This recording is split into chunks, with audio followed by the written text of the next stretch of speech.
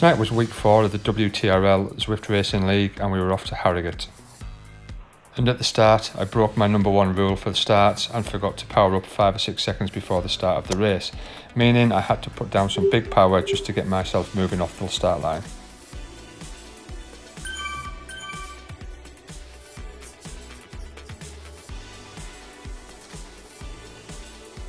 I was amazed at how quickly tonight the race broke apart right from the beginning, and you can see after just 4 or 5 minutes that the race is completely strung out down the road.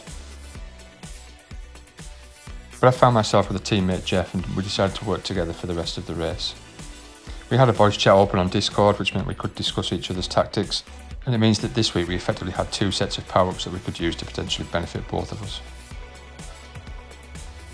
So at this point in the race, after the first set of power-ups were dished out, I got myself a lightweight power-up which I was going to save for the KOM, which was just round the corner, and Jeff had a drafting boost power-up which we decided to use at this point because he's going to get another one at the top of the KOM.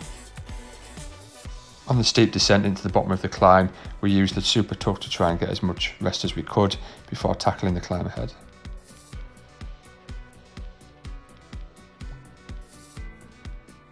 I thought I knew this climb pretty well and I decided that I was going to use the lightweight power-up boost towards the later stages of the climb. However, in hindsight, I probably took this first one a little bit too early in the climb. Probably should have waited a little bit longer to a little kick up just towards the finish. Over the top of the KOM, and this time we pick up the draft boost power-up. I use this pretty much straight away just to get rid of it really, because I know there's another sprint not too far down the road where I'll gain a further power-up. Through the sprint, pick up a lightweight power-up again. I'm going to save that for a bit later on, just before the start-finish line, and Jeff and a few other riders are starting to catch up and we're going to form another group again. Now when I got this lightweight power-up, my intentions were to use it on this little short sharp climb before the start-finish line, but I had some other things going through my mind at this point in the race and completely forgot to use it. I was too close to the start-finish line to use the power-up fully before I realised that I hadn't used it, so at this point I decided to save it this time round for the KOM again. So going up Otley Road on the second lap, I actually experienced something that I'd already learnt about this week, called the sticky draft. Now usually drafting behind a rider is good for you and has a benefit, but in this situation it actually has a negative effect on your riding. I'm behind this rider and Zwift thinks that I want to stay there and gives me a drafting benefit.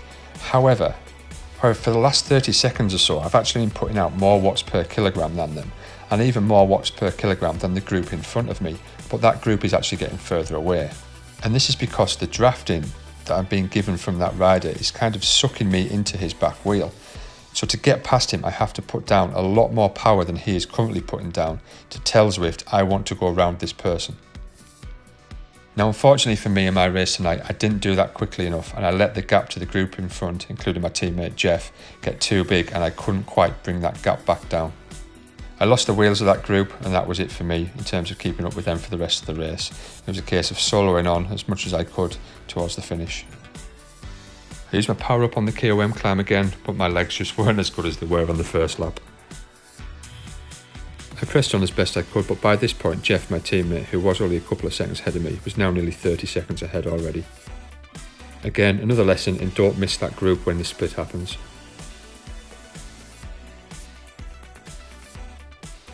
So through the sprint for the second time and a small group forms behind me and we ride together towards the finish line. And I've picked up a draft boost power up which I'm planning to use once we get over the steep part of the climb and onto the finishing straight.